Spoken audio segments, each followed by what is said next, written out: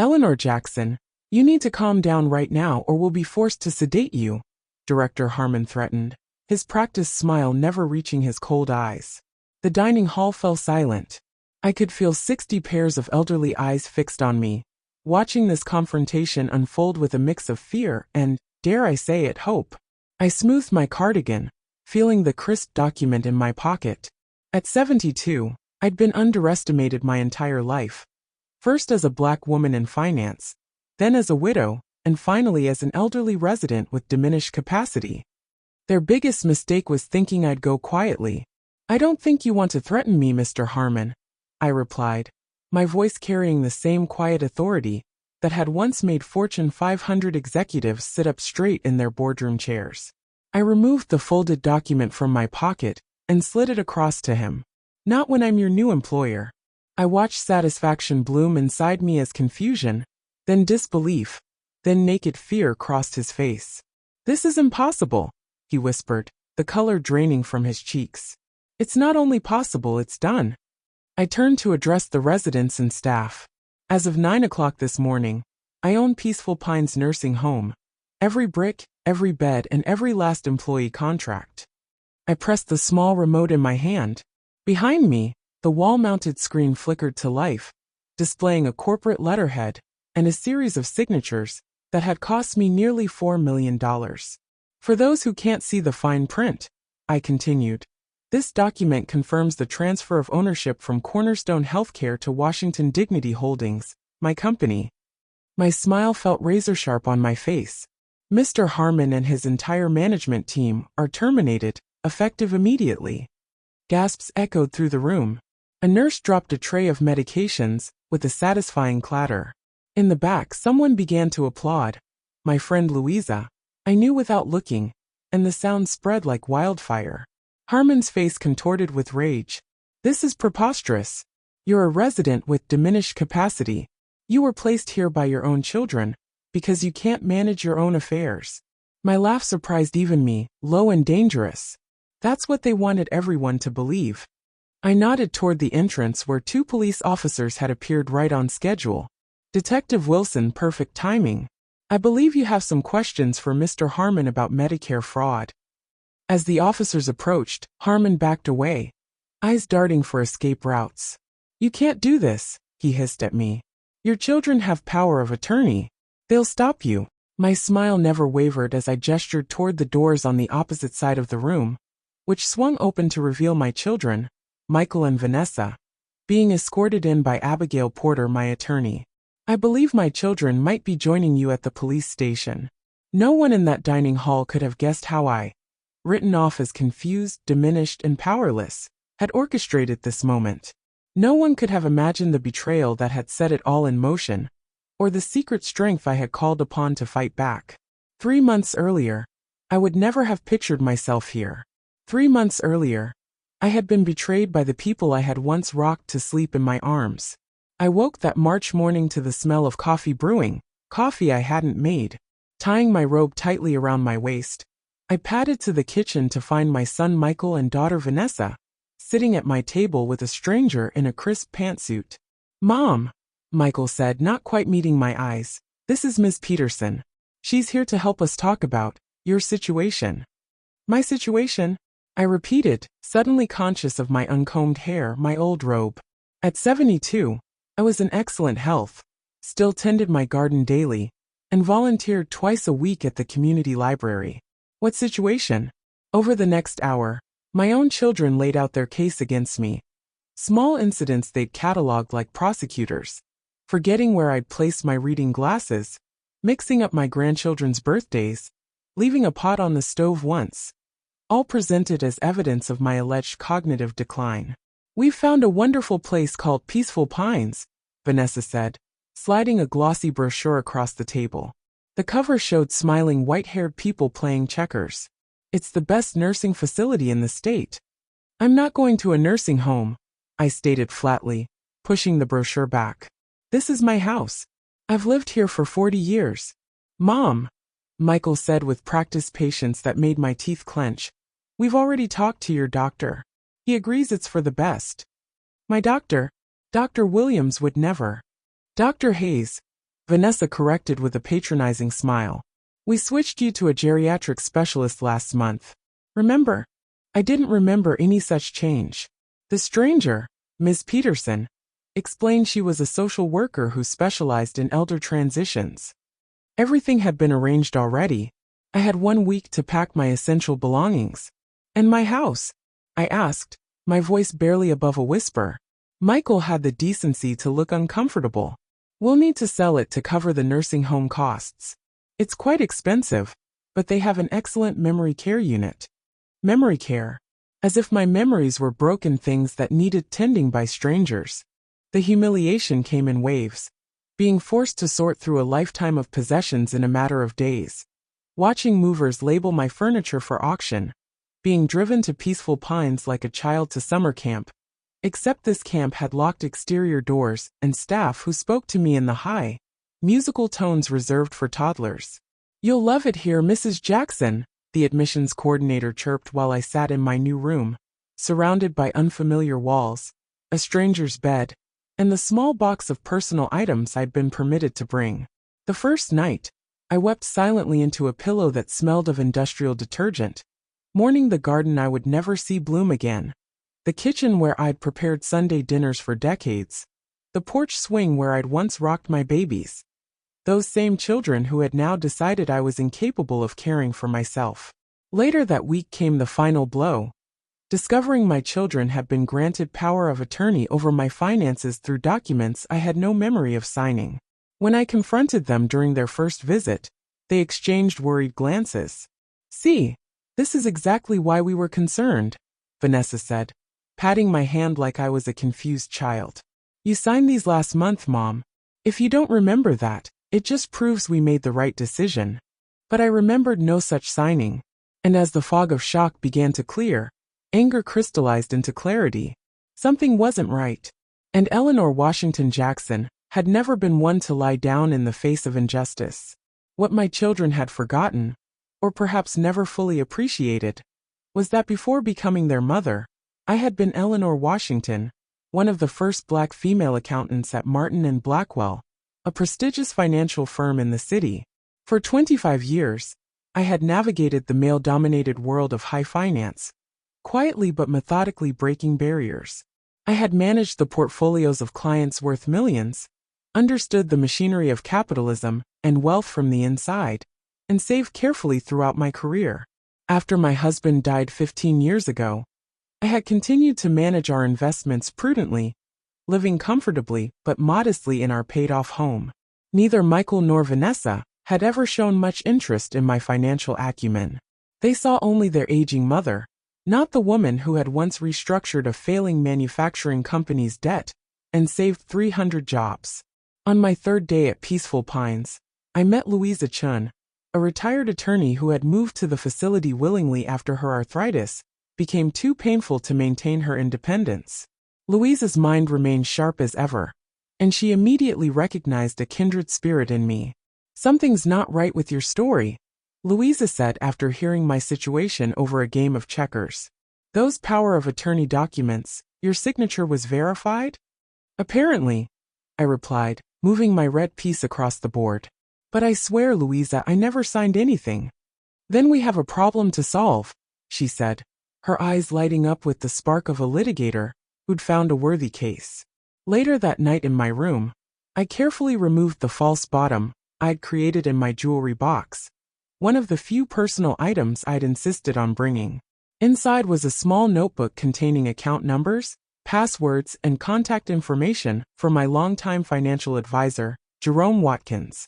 The next morning, I asked to use the telephone in the communal area, saying I wanted to check on my garden. Instead, I called Jerome. Mrs. Jackson, he answered warmly. I was just about to call you. I've been getting some unusual requests from your son regarding your investment accounts. My grip tightened on the receiver. Tell me everything, Jerome. What Jerome revealed confirmed my suspicions. Michael had been attempting to liquidate my investments, supposedly for my care. But Jerome had hesitated, finding the sudden changes unusual for a client as consistent as me. Your portfolio is worth considerably more than most people realize, Mrs. Jackson, Jerome reminded me. You've always been so private about your finances. Indeed, my modest lifestyle had concealed a substantial net worth, the result of decades of smart investments and compound interest. Only Jerome knew the full extent of my assets, which had grown to nearly $5 million. Don't authorize any transfers, Jerome, I instructed. I need time to figure out what's happening. That afternoon, I asked Louisa for another favor, a referral to a trusted colleague who specialized in elder law. By the weekend, I had made contact with Abigail Porter, a formidable attorney who had built her reputation fighting elder abuse cases. Based on what you've told me, Mrs. Jackson, Abigail said during our phone consultation, we may have a case of fraudulent power of attorney, but proving it will be difficult. Your children will claim you're experiencing cognitive decline. Then I need to prove I'm not, I stated firmly. And I need to understand exactly what's happening at this facility. The following day, I began my reconnaissance. I befriended Martha, a kind-hearted nurse's aide who was new to the facility. Over several conversations, I learned that Peaceful Pines had recently been acquired by Cornerstone Healthcare Group, a corporate entity known for maximizing profits by cutting staff and services while raising resident fees. The place used to be so different, Martha confided. Now it's all about the bottom line. Some residents are paying nearly $8,000 a month, and the care keeps getting worse. I did the math quickly in my head. At that rate, my children would burn through my savings in a matter of years. And for what? Substandard care in a facility that valued profit over people? That night, I added another entry to my growing notebook of observations. Then I placed a call to Jerome with very specific instructions. I need you to gather some information for me, I told him. I want to know everything about Cornerstone Healthcare Group. Who owns it, their financial situation, and particularly, what they paid for Peaceful Pines. Jerome seemed puzzled but agreed. May I ask why? I smiled for the first time in weeks. Because I'm considering a rather significant investment. 2 weeks into my stay at Peaceful Pines, I had compiled a disturbing dossier. The facility was systematically undermining residents' independence to justify higher levels of care and higher fees. Medications were occasionally misplaced, leading to lapses that were documented as resident confusion. Staff were instructed to assist with basic tasks, even when residents could manage alone, creating records of dependence. Most disturbing was what I discovered about Dr. Hayes, the geriatric specialist who had supposedly assessed my cognitive function. Through careful conversations with other residents, I learned he rarely spent more than 5 minutes with any patient before recommending the highest level of care, always at Peaceful Pines. When Jerome called back with information about Cornerstone Healthcare, the picture grew clearer still. The company was highly leveraged, having expanded rapidly by acquiring independent facilities like Peaceful Pines. They were now struggling to meet their debt obligations and had recently begun seeking additional investors. Most tellingly, Jerome had discovered a connection between Cornerstone's regional director and my son-in-law David. They had attended the same business school and had maintained contact through an alumni association. Was it possible Vanessa and Michael had received some form of kickback for placing their wealthy mother in Peaceful Pines? The stakes were no longer just about my freedom. Dozens of elderly residents were being exploited, their savings drained for substandard care, while families were kept at arm's length through carefully managed visiting hours and supervised interactions. Through Louisa, I met more residents with similar stories. Children who had appeared suddenly concerned about their parents' well-being, quick transitions to the facility, rapid depletion of life savings. It's systematic, Louisa concluded after hearing multiple accounts. They're targeting elderly people with assets, but without strong support networks. My determination hardened.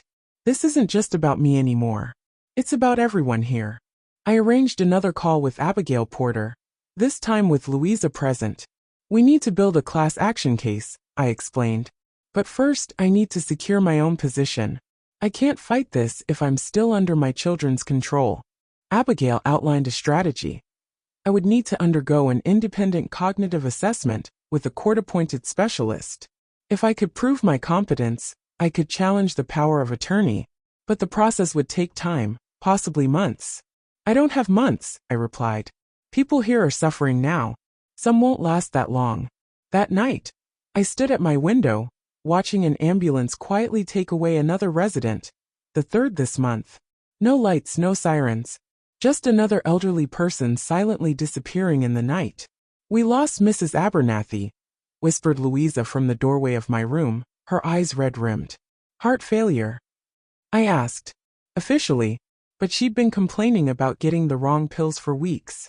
Louisa's hands trembled on her wheelchair armrests. No one listened.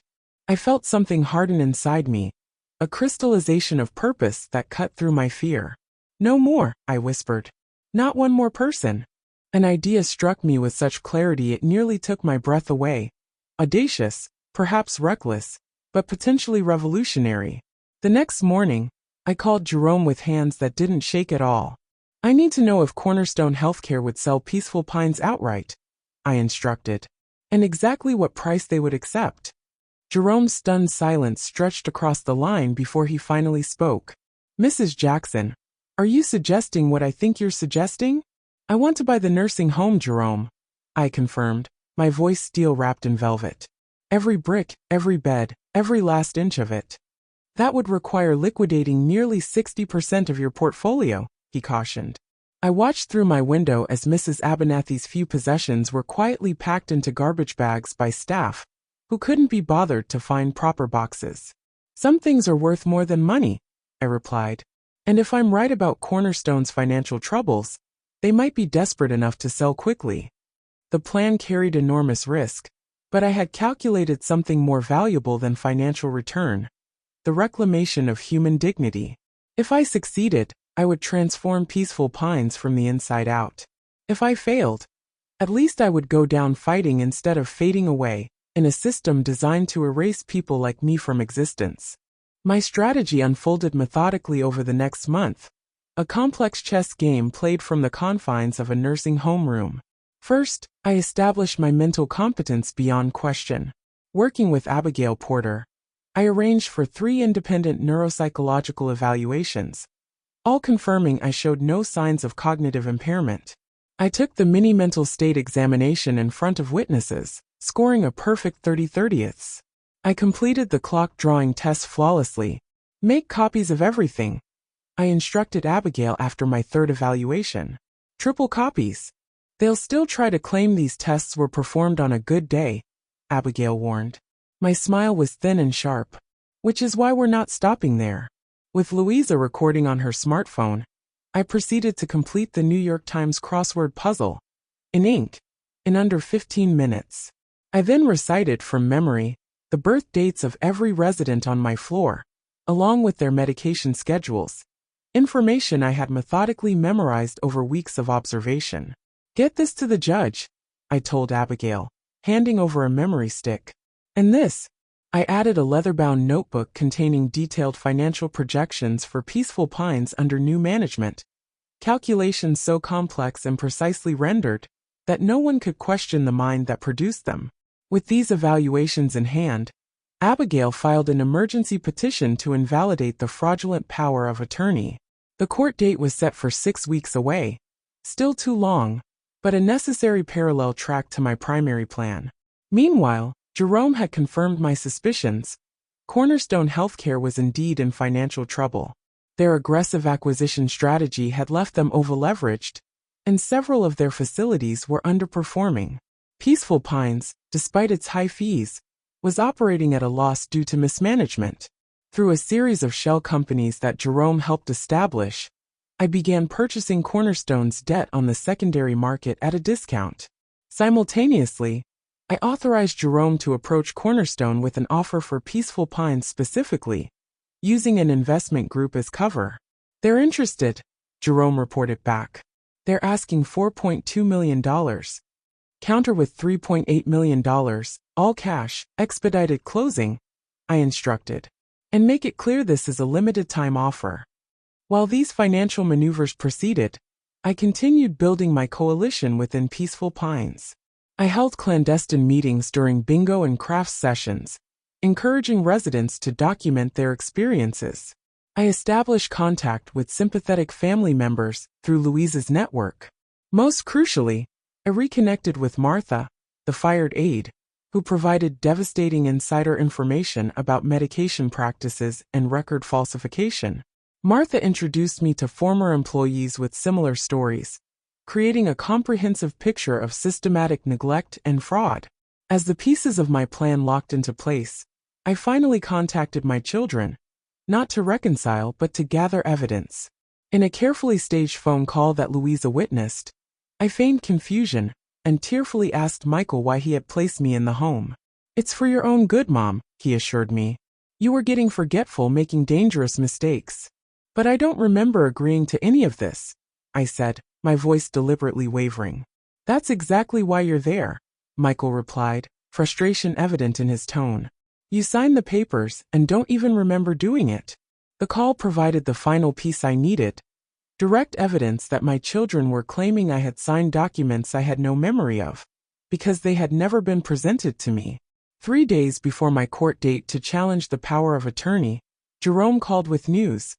Cornerstone had accepted the offer for Peaceful Pines. The paperwork would be finalized the following morning.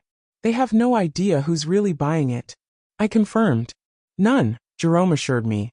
"The purchase is being made through Dignity Housing Solutions, LLC. As far as they know, it's a real estate investment trust interested in senior living facilities. And my name appears nowhere." "Nowhere," Jerome confirmed. "Though as soon as the transfer is complete, Dignity Housing Solutions will appoint a new executive director of your choosing." I smiled. "I already have someone in mind." The night before the ownership transfer, I met with my core group of allies, Louisa, Martha, and 5 other residents who had joined our cause. I revealed the full scope of my plan for the first time. "Tomorrow," I told them, "everything changes." The morning of the confrontation, I dressed with particular care: a pressed navy dress, my good pearls, sensible but polished shoes. I applied lipstick precisely, studying my reflection. The woman in the mirror was not a confused elder who needed protection from herself. She was Eleanor Washington Jackson, and she was about to reclaim her power. "Ready?" asked Louisa from the doorway, dressed in her own battle armor, a crimson blazer over a black blouse, silver hair freshly styled. "Born ready," I replied, tucking a final document into my leather portfolio. At precisely 10 a.m., I walked to the facility's dining hall, where a mandatory staff meeting had been called. The residents had been told to remain in their rooms during this time, a directive I had deliberately ignored. I positioned myself at the back of the room as Mr. Harmon, the facility director, addressed his assembled staff. His voice droned on about operational efficiencies and resource optimization, corporate euphemisms for cutting staff hours while raising resident fees. "Which means we'll be implementing the new medication distribution system next week," he was saying. "This will reduce our staffing needs in the evening by approximately 30%. A young nurse raised her hand nervously. "But sir, we're already short-staffed." "How will we?" "The software will make everything more efficient." Harmon cut her off. "Corporate has run the numbers. These changes are non-negotiable." I caught Louisa's eye across the room and gave a slight nod. Louisa pressed a button on her phone, and the doors to the dining hall swung open as residents began filing in. Dozens of them, many using walkers or wheelchairs, all wearing expressions of quiet determination. Mr. Harmon stopped mid-sentence. "What is the meaning of this? Residents aren't permitted during staff meetings." "That policy has just been changed," I said, stepping forward. The room fell silent as all eyes turned to me. I made my way to the podium, each step deliberate, my gaze never leaving the director's increasingly confused face. When I reached the front, I gently but firmly moved him aside. "I've bought Peaceful Pines Nursing Home," I announced, my voice carrying clearly through the stunned silence. "And effective immediately, the management team is dismissed."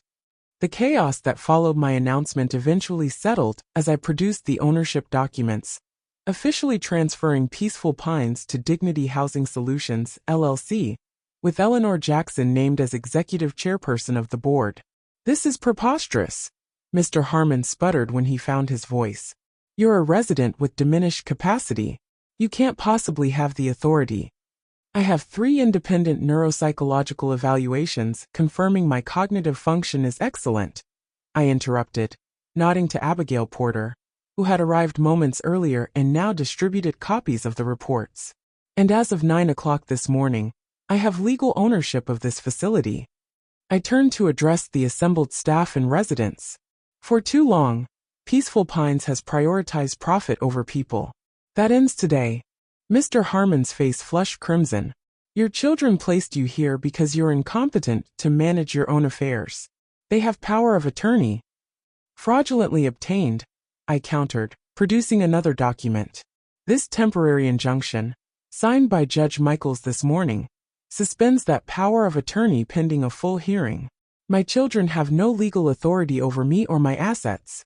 The first twist came when the dining hall doors opened again, and Detective Sandra Wilson of the Elder Fraud Unit entered, accompanied by 2 uniformed officers. Mr. Harmon, Detective Wilson announced, I have a warrant for your arrest on charges of Medicare fraud, falsification of medical records, and elder abuse.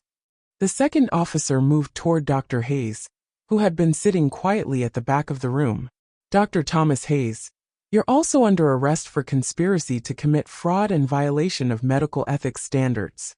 The room erupted again as the officers led the 2 men away. I allowed the commotion to continue for a moment before raising my hand for silence. I understand this is shocking, I said when the room quieted. But the criminal behavior at Peaceful Pines goes beyond these 2 men. Over the past 3 months, I've documented systematic exploitation of residents, deliberate medication errors, falsification of dependency assessments, and kickback schemes with certain family members. A collective gasp rippled through the room, followed by murmurs of confirmation, as residents recognized their own experiences in my words. Which brings me to the most difficult part, I continued, my voice softening slightly. Michael and Vanessa Jackson, my children. On cue, the dining hall doors opened once more, and Michael and Vanessa entered, escorted by Abigail Porter. Their expressions shifted from confusion to shock as they took in the scene. Mom, Michael managed, his eyes darting between me at the podium and the police officers still present in the room. What's happening? Hello, Michael. Vanessa. My voice remained steady despite the ache in my heart. I've been looking forward to this conversation. What followed was the second twist, more devastating than the first. I methodically presented evidence that Michael and Vanessa had not merely been mistaken about my cognitive state. They had actively conspired with Dr. Hayes and Mr. Harmon. Exhibit A, I said calmly, as Abigail projected a document onto the wall. Bank statements showing transfers of $75,000 from Cornerstone Healthcare's subsidiary, Westfield Consulting, to Vanessa's husband's company. Vanessa's face drained of color. That was for legitimate consulting work, she stammered. Exhibit B, I continued, my voice steady despite the tremor in my hands. Emails between my son-in-law and Mr. Harmon discussing, and I quote, the Jackson placement package. I turned to face Michael directly. They were discussing me, Michael. The package was a kickback for placing me here. Michael's eyes darted around the room, searching for an exit. But the most damning evidence, I said, reaching for the final document, is this. I held up the power of attorney form. Forensic analysis confirms the signature isn't mine. It's a forgery. A collective gasp rippled through the room. You did this for money? I asked, my voice finally breaking as I looked at my children, these strangers I had once held in my arms. Your inheritance wasn't enough. You had to take everything while I was still alive? Vanessa began to sob, mascara tracking black rivers down her cheeks. You don't understand. David's business was failing. The kids' college funds were empty. We were going to lose the house. So you sold your mother instead? My question hung in the air like a thunderclap. Michael stepped forward, desperation etched on his face. Mom, please. We can fix this. We made a mistake. A mistake? My laugh was hollow. A mistake is forgetting my birthday.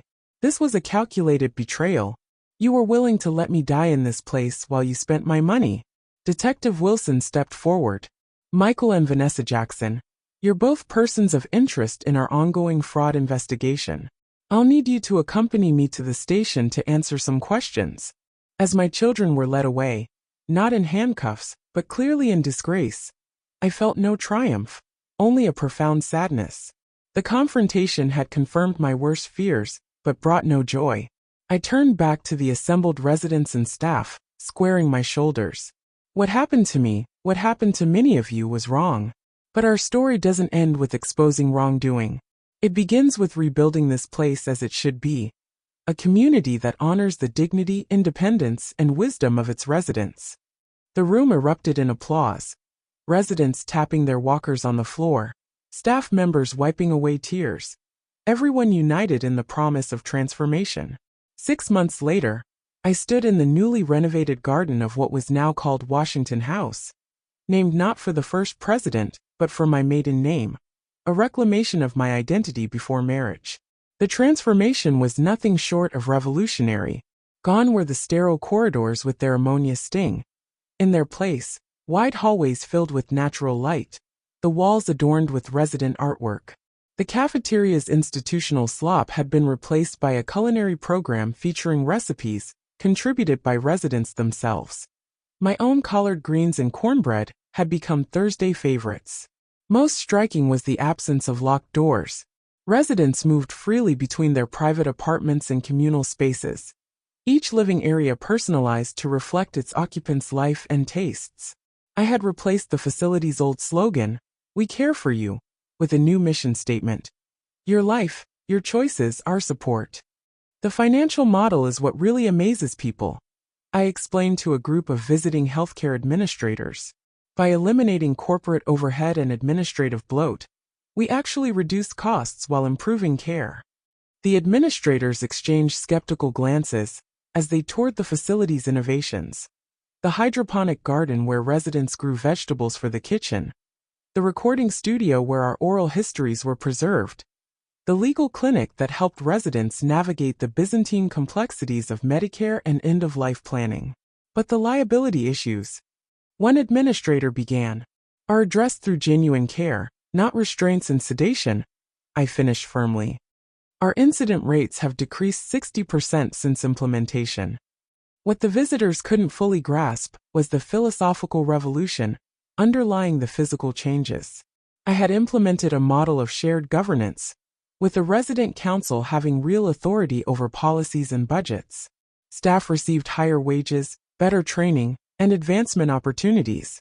Medical decisions were made collaboratively, with a strong emphasis on maximizing independence. Martha had returned as the director of resident services. Louisa Chun headed the legal clinic that now operated on-site, helping residents navigate healthcare directives, benefits, and rights. Other residents contributed according to their abilities and interests, teaching classes, maintaining the gardens, organizing events. The most innovative change was the intergenerational program I had established. One wing of the building had been converted to affordable apartments for nursing and medical students, who received reduced rent in exchange for spending time with residents. The arrangement benefited everyone. Students gained valuable experience and reduced their educational debt, while residents enjoyed meaningful companionship and purpose as mentors. "It's all so wonderful, Eleanor," said Ruth, a newer resident who had moved in after hearing about Washington House's revolutionary approach. "I was dreading coming to a nursing home, but this doesn't feel like an institution at all. It feels like a community." I smiled. "That's exactly what we're building." The journey hadn't been without challenges. The criminal cases against Dr. Hayes and Mr. Harmon were proceeding slowly through the courts. Cornerstone Healthcare had filed lawsuits alleging misrepresentation in the purchase, though these had been dismissed for lack of merit. My legal expenses had been substantial. More painful was the ongoing estrangement from my children. Michael and Vanessa had avoided criminal charges by agreeing to cooperate with investigators, but the breach of trust remained profound. I had attempted reconciliation, inviting them to family therapy sessions, but they had declined, too ashamed or too angry to face what they had done. I had maintained relationships with my grandchildren, however, explaining the situation as gently as possible and assuring them that family conflicts didn't diminish my love for them. Several now volunteered regularly at Washington House, bridging the painful gap between generations. My vindication came not in retribution, but in transformation. The model I had created at Washington House was gaining national attention. Healthcare policy experts, elder rights advocates, and urban planners visited regularly, studying how the facility had reimagined elder care.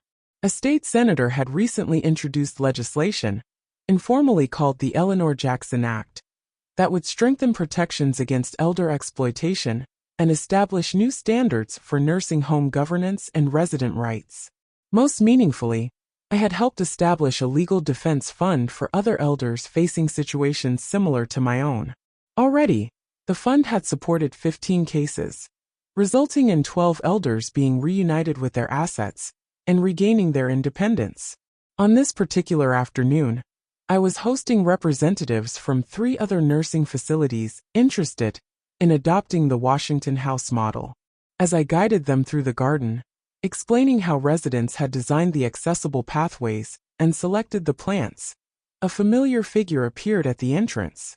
Michael stood awkwardly, hands in his pockets, looking both older and smaller than I remembered. "Mom," he said quietly when I approached, "I'd like to talk, if you're willing." I felt a complex wave of emotions: anger, hurt, hope, love. I had imagined this moment countless times, rehearsed what I might say, how I might respond.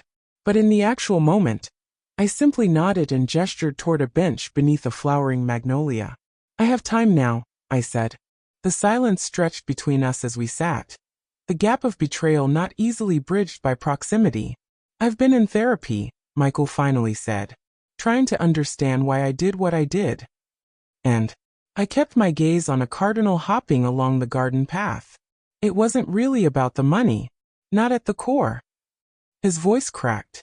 It was fear. I turned to face him, really seeing him for the first time since that terrible day 6 months ago. His hair had more gray, and lines had deepened around his eyes. Fear of what? Of losing you. He looked down at his hands. "Dad died so suddenly. Then you started getting older, and I couldn't bear the thought of watching you decline, of failing you when you needed care. So I told myself that placing you here was protection, that I was doing right by you." His shoulders slumped. But that was a lie I told myself to justify taking control. I considered his words, testing them against my heart's response. "And the kickbacks? The forgery? Inexcusable," he whispered.